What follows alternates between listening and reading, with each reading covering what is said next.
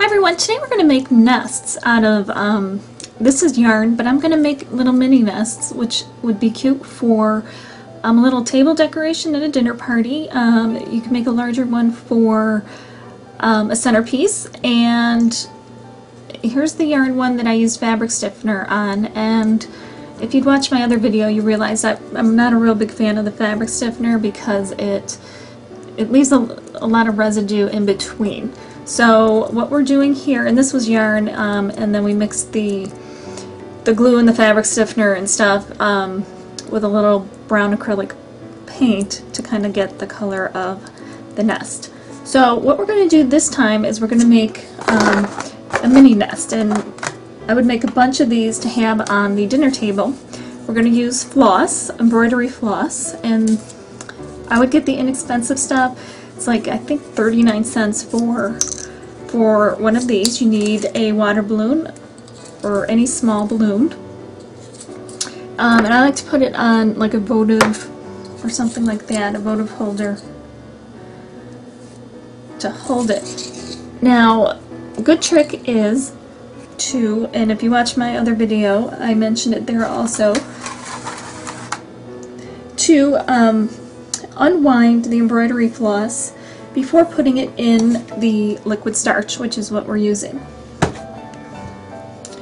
If you put the whole embroidery floss roll in there, it's going to tangle up, and it's really hard to get apart once you have it in there and it's all wet. So save yourself the trouble and just do it here.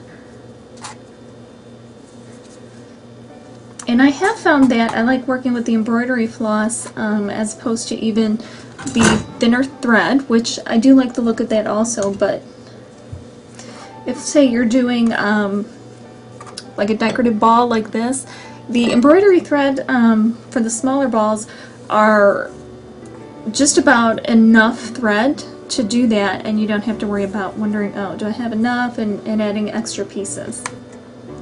So once you get it in there, you want to make sure you have the tip out so you don't lose it in there. And then you have your balloon, and then you kind of just start winding around here and there. I like to go down a little bit further.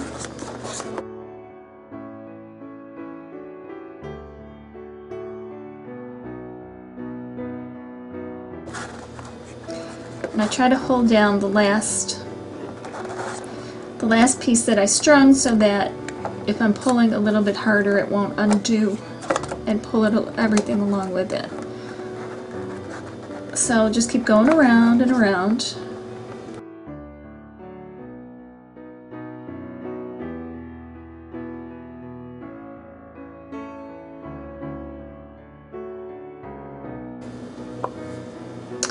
Okay, so as I'm looking at this, I'm thinking I would like to, instead of snipping it off like I'd originally thought, let's just kind of squish it together a little bit to make it look a little more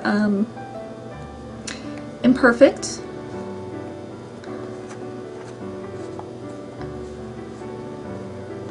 There we go. Okay, and there's the nest, and let it dry. Some of these might sink down just a little bit again, and I really wouldn't worry about it. Just let it sit and dry. Make sure to protect your work surface if you're doing it on a countertop or something that might get ruined. I'm working on a metal top, so it doesn't matter, and the starch is really easy to clean up. So we'll let that dry, and we'll come back and see how it all looks. Our nest has been outside drying, and it's all hard, so I'm just going to take a toothpick and I'm going to deflate the balloon, and it should pull away from the string with no problem. And there it is.